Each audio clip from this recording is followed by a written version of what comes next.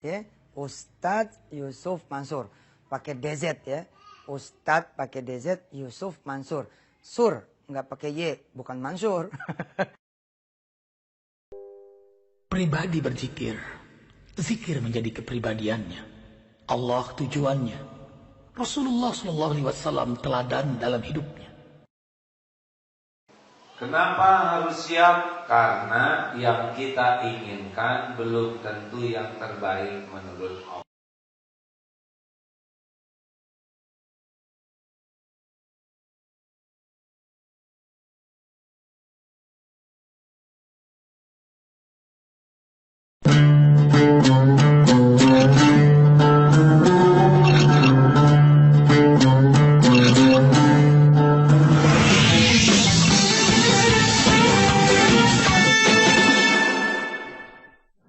أعوذ بالله من الشيطان الرجيم ليسوا سواء من أهل الكتاب أمة قائمة يتلون آيات الله آناء الليل وهم يسجدون يؤمنون بالله واليوم الآخر ويأمرون بالمعروف وينهون عن المنكر ويسارعون في الخيرات وأولئك من الصالحين وما يفعلوا من خير فلن يكفروه والله عليم بالمتقين إن الذين كفروا لن تغني عنهم أموالهم ولا أولادهم من الله شيئا وأولئك أصحاب النار هم فيها خالدون مثل ما ينفقون في هذه الحياة الدنيا كمثل ريح فيها صر أصابت حرث قوم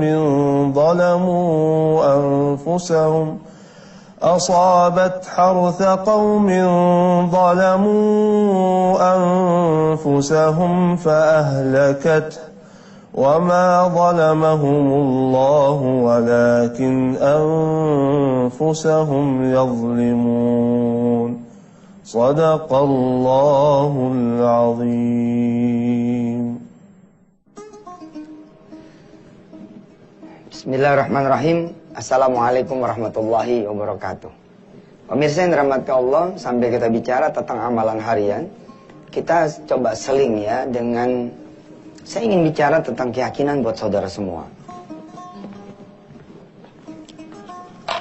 Ketika saudara dijanjikan oleh Allah, ya, bila mana saudara melakukan A, maka Allah akan memberikan B. Oke, jika saudara melakukan B, maka saudara akan mendapatkan C. Atau sebaliknya, ketika saudara kemudian ya tidak melakukan yang B, tidak melakukan yang A, maka yang B tidak datang. Tidak melakukan yang B, maka yang C tidak datang. Seputar janji dan ancaman. Ketika bicara tentang amalan-amalan harian atau amalan-amalan sunnah yang banyak sekali ragamnya, ada sedekah, ada sholawat, ada jalan ke masjid, lalu bertaburanlah janji Allah. Lalu apa yang kemudian harus kita sikapi dan bagaimana seharusnya yang kita lakukan? Cuma ada satu, saudara, yakni amanah, kita mengimani Allah. Bukan tugas kita berpikir tentang gimana caranya. Karena menurut saya yang lebih penting adalah meyakini janji Allah itu benar.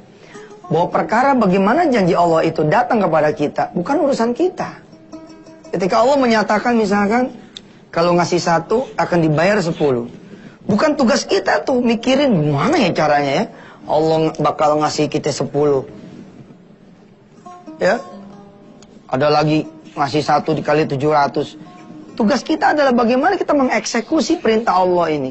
Kita mengeksekusi suruhan Allah ini. Kita eksekusi anjuran Allah dan Rasulnya. Kita kemudian menyambut tawaran Allah dan Rasulnya. Tugas Allah lah kemudian menunaikan dia punya janji. Tapi bila mana maksudnya saudara adalah pengen memberi kebahagiaan buat diri kita gitu, dalam pengertian buat saya pribadi ya, ketika saya menjalankan apa yang Allah seru. Misalkan Allah bilang lewat Rasulnya, ya, coba kita lihat sini. Ya, ini ada di Riyadhus Shalihin misalkan, udah saya kasih catatan. Bismillahirrahmanirrahim. Wa an Abi Hurairah anna Rasulullah sallallahu alaihi wasallam qala, ala adullukum ala ma yamhullahu bihi al-khataya wa yarfa'u bihi ad-darajat. Dari Abu Hurairah, dia berkata, bercerita bahwasanya Rasulullah bersabda, maukah kalian aku tunjukkan ya sesuatu yang bisa menghapus dosa kalian dan mengangkat derajat kalian. Hadis ini kalau buat saya nih hadis ekonomi gitu loh. Hadis tentang perubahan nasib, perubahan status saudara. Naik derajat tuh bisa juga dikatakan sebagai kenaikan ekonomi. Saudara mulai dari rumah kontrakan, lalu kemudian kebeli rumah itu. Lalu kemudian saudara melebarkan kanan dan kiri. Saudara dari seorang office boy, ya, kemudian menjadi kepala rumah tangga. Kepala rumah tangga kemudian masuk lagi ke jenjang lebih tinggi jadi manajer. Manajer jadi direktur, direktur jadi presiden direktur kemudian jadi owner satu perusahaan dan seterusnya. Buat saya yang menarik adalah ketika Allah dan Rasulnya bilang, ya, maukah kamu aku tunjukkan, ya, sesuatu yang bisa menghapus dosa, terus mengangkat derajat. Lalu Allah bilang, kalau mau ini dua, jalanlah ke masjid. Tunaikanlah salat berjamaah. Kalau pengen dihapus dosanya, diangkat derajatnya, jalan ke masjid. Karena setiap langkah itu, jeng ke masjid, itu berarti Allah hapus dosanya. Yang satu lagi Allah naikin derajatnya. Makin sering ente jalan ke masjid, makin sering diangkat derajatnya, makin banyak diangkat derajatnya. Dan ini bukan wilayah Anda. Ini wilayah Allah. Wilayah Anda, wilayah saya, wilayah kita semua adalah, ya go to masjid. Pergi aja ke masjid. Ada seorang hamba Allah, dia tidak rajin ke masjid, pengangguran. Dia ketemu hadis ini. Dia jalanin tuh, dia rajinin ke masjid. Alhamdulillah gitu loh. Mulai kebuka, ada jemaah, ngangkat dia jadi sopir. Kemudian dikursusin akuntansi. Kemudian sama si jamaah ini, ya, kemudian bahkan dinikahkan sesama pembantu dia. Yang satu perempuan, satu lagi dikawinin, jegrek gitu.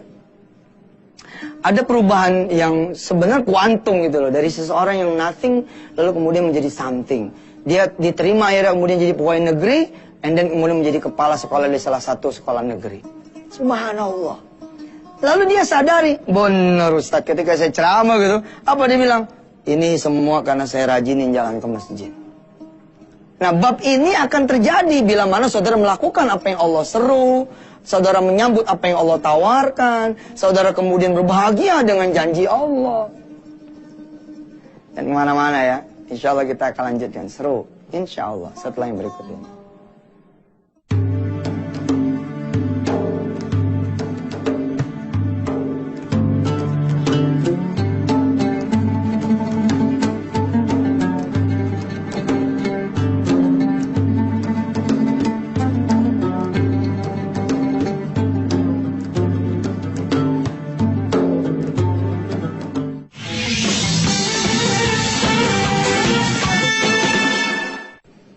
Alhamdulillah, saudara kembali lagi. Mari kita lihat Qur'annya.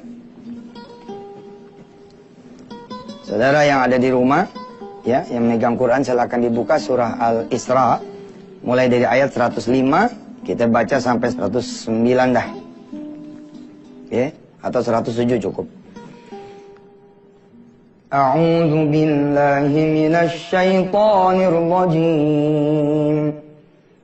وَبِالْحَقِّ أَنزَلْنَاهُ وَبِالْحَقِّ نَزَلَ وَمَا أَرْسَلْنَاكَ إِلَّا مُبَشِّرًا وَنَذِيرًا وَقُرْآنًا فَرَقْنَاهُ لِتَقْرَأَهُ عَلَى النَّاسِ عَلَى مُكْثٍ على مكث ونزلناه تنزيلا قل آمنوا به أو لا تؤمنوا إن الذين أوتوا العلم من قبله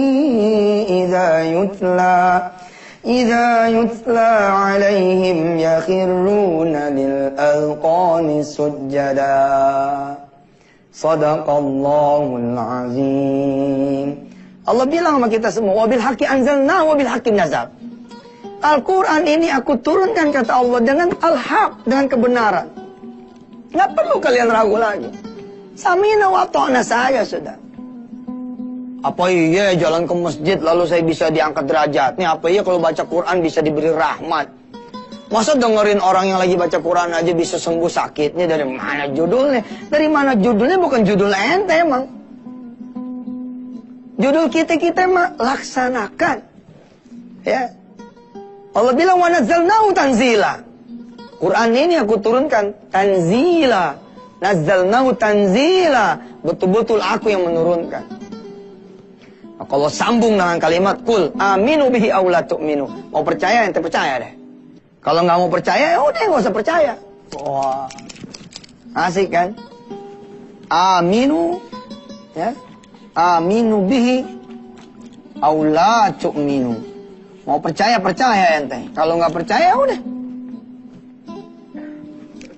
Yang ngasih tahu ente itu yang punya keputusan final, dan dia yang tahu dengan cara apa rizkinya datang. Dialah yang tahu dengan cara apa masalah saudara selesai. Dialah yang mengerti. Karena dia yang menciptakan, mengalirkan, mengendalikan rezeki. Biarlah Allah yang berpikir. Biarlah kemudian Allah juga yang kemudian merencanakan. Kita tinggal terima aja jalannya. Jalanin aja udah. Adik saya kerja di satu perusahaan. Ya, gajinya 7 juta. Subhanallah nih, gede banget kan. Tapi adik saya tidak pernah atau jarang lah dengerin abangnya ceramah gitu. Namanya adik sendiri kan, jarang nonton TV juga gitu. Saya ceramah di kantor dia, lalu saya bilang nih matematika sedekah yang sederhana. Kalau punya 1, sedekahin, nanti dapetnya 10 loh.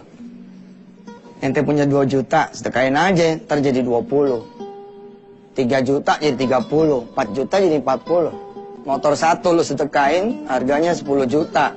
Nanti insya Allah jadi 100 juta. Lah orang-orang ada yang kerjanya berdebat melulu gitu. Dari mana, apa iya, apa mungkin, apa benar. Tapi tidak eksekusi. Ada juga orang yang mengeksekusi sambil ngebarengin sama mikirin melulu cara kerja Allah. Dari mana ya Allah? Nggak usah dipikirin, jadi capek juga. Just do it. Lakukan saja gitu. Nah setelah selesai ceramah, adik saya nganterin saya ke lift. Mau turun ke lobi. Apa dia bilang? Bang, bener tuh bang. Kalau kita ngasih 1 dikali 10. Ya, saya bilang, mana aja loh. Indonesia, dunia udah dengerin abang, udah jalanin apa yang abang seru atas perintah Allah dan Rasulnya. Dan mereka menikmati itu. Ada yang cepat dibayarnya, ada yang lambat dibayarnya, tapi tetap dibayar oleh Allah Subhanahu wa Ta'ala. Nggak ada yang dirugikan dan disia-siakan. Apa kata dia saya? Tapi gimana ya? Cah, lu nggak usah mikirin gimananya. Itu urusan Allah. Nggak bakal nyampe juga pikiran ente, nggak bakal nyampe. Di depan lift dia ngomong, ya udah bang, ayo mau coba deh. Nah, gaji bulan depan insya Allah ayo sedekahin dah. Saya berhenti dari melangkah lalu saya nengok ke dia. Lu kan adanya abang. Kalau adanya abang mesti beda dong. Maksud abang? Mesti beda dong. Yang lain sedekah sebulan. Lu sedekah setahun dong. Mundur deh. Ya mundur lah. 7 juta dibilang lu bakal dapat 70 juta. Udah mikir. Dari mana judulnya? Apalagi ketika dikali 12. Dikali 12 berapa? 84 juta. Kalau dikali 10 kan 840 juta. Nyaris 1 miliar ini. Ini aja udah puyeng, apalagi kalau Allah bilang, kalau lo punya gaji sebulan, saya bilang sama adik saya, lu kali 12 bulan, ya, lu cairin di muka, lalu Allah balas 700 kali lipat, makin puyeng lagi kita. Makin gak kebedak dah otak kita. Makin gak mungkin aja bawaannya. Tapi subhanallah, saya melarang adik saya kebanyakan mikir. Lakukan saja. Dia bilang, iya deh bang, saya coba deh. Terus dia bilang, sebulan apa bagaimana nih? Dia bilang sama adik kandung saya itu, nah lu punya nggak duit 84? Atau yang setara dengan itu, lu punya mobil lu uangin, lu punya rumah lu uangin, atau lu punya apa yang bisa lu uangin?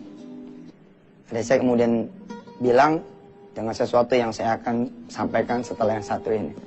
Dan kemana-mana.